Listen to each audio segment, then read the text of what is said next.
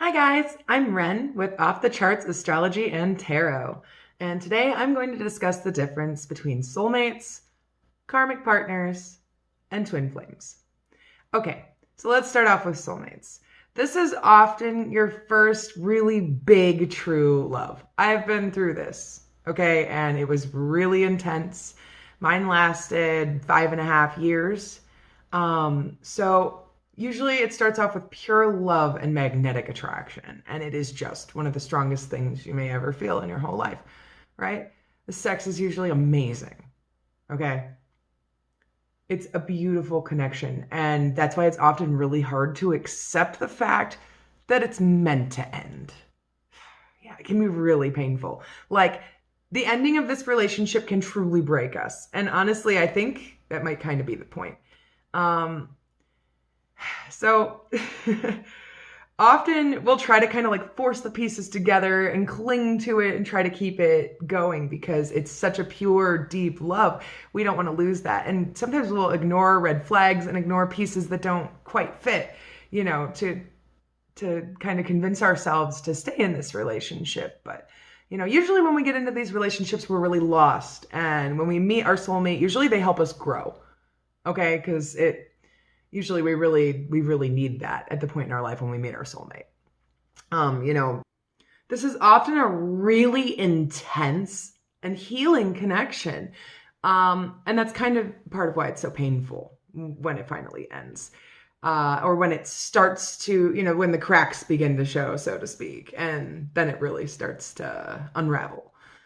You know, our mental health, our physical health can start to unravel with this relationship, actually, depending on how badly we cling to it. Now, when we get into these relationships, it really helps us to heal our wounds so that we can move forward on our own. And we need to look at that and kind of thank it and send it on its way and be willing to let that love go. And for some of us, this can take years. I mean, this love haunted me for years. The entire time I was with my karmic partner, I couldn't stop thinking about my soulmate. But my karmic partner was pretty horrible. I don't want to think about the karma that I must have racked up to make that occur. But anyway, okay. So my meeting with my soulmate was actually astrologically fated, which is really wild. I had two astrologically fated meetings in my lifetime, and one of them was with a Scorpio, and it was totally my soulmate. Absolutely wild. Like, astrology is crazy. Okay, so we need to remember that we absolutely cannot be our true authentic selves in this connection. And that's another reason why it absolutely has to end. However, this usually teaches us what we really truly need out of a relationship. Like the lessons that we learn from our soulmates are very, very valuable, and they really help us to move forward with our own soul growth. Now, let's talk about the karmic partner. Sometimes, we can have multiple soulmates, we can have multiple karmic partners, but usually I feel when we have a twin flame, we usually get one of each. You know what I mean? And not everybody is a twin flame. That's really important also to note. I think a lot of us, we have a soulmate, it's our forever soulmate, and that's that. Not everybody is a twin flame. Not every lifetime are we meant to be with our divine counterpart. I truly feel that throughout every lifetime that we have, we are not going to usually be with our divine counterpart, perhaps until we reach the point of full ascension. This is actually something that I've pondered quite a lot on my own and something I've thought about a lot on my own. But anyway, let's get back to the karmic partner. So our karmic partnership often is not fun. It often is not nice. It can often result in abuse and toxicity and just some really nasty stuff going on. Usually you end up with a person that no matter how hard you try, you just cannot please them.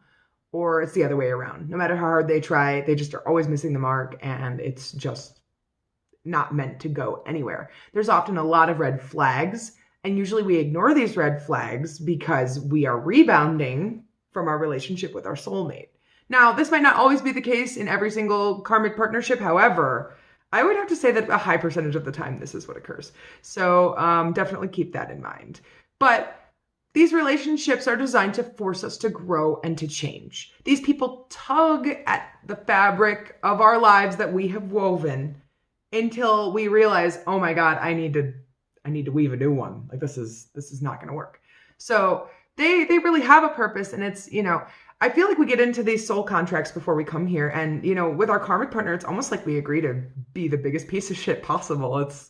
I don't know, it's really horrible, but we come from finding this best version of ourselves to kind of like our shadow really coming out, and the worst part of ourselves really comes to light. And that's kind of the point of these relationships, because we have to do a lot of shadow work before we can have divine union with our twin flame.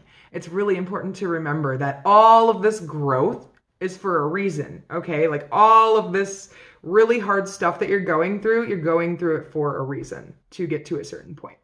Okay, so these are relationships that we are meant to get over. They are designed to be horrible, and we're supposed to have them and be done with it.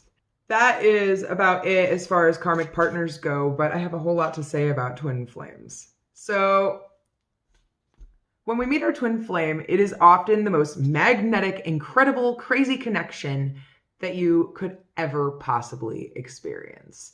The sex is usually incredibly magnetic. And also that's something I didn't mention with the karmic partner. Usually the sex is incredible too. And also something that I forgot to note is that I actually had telepathic communication with my karmic partner, which really leads me to wonder if, depending on where we're at with our own psychic awakening, if we could have telepathic communication with all three, though supposedly we're supposed to be telepathically communicating in general. So anyway, before I get off on a tangent about telepathic communication, let me get back to our twin flame, because I know that's what you all are here for.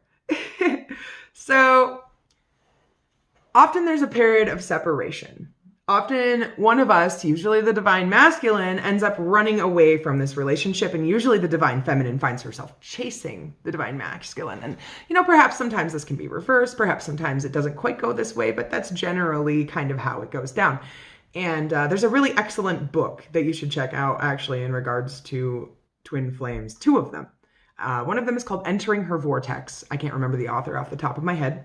And the other one is called You Only Fall in Love 3 Times by Kate Rose. And that is a fantastic book. I have read most of it. I need to sit down and read it cover to cover, but I've read a very good amount of it, and it is very on point. Now, you get into this period of separation, like I mentioned, and it can be a long one. It's sort of like a Chinese finger trap. The more the divine feminine pushes for this union to occur, the more the divine masculine usually runs. He's usually, wounded and in his emotions, and not able to commit to this type of union.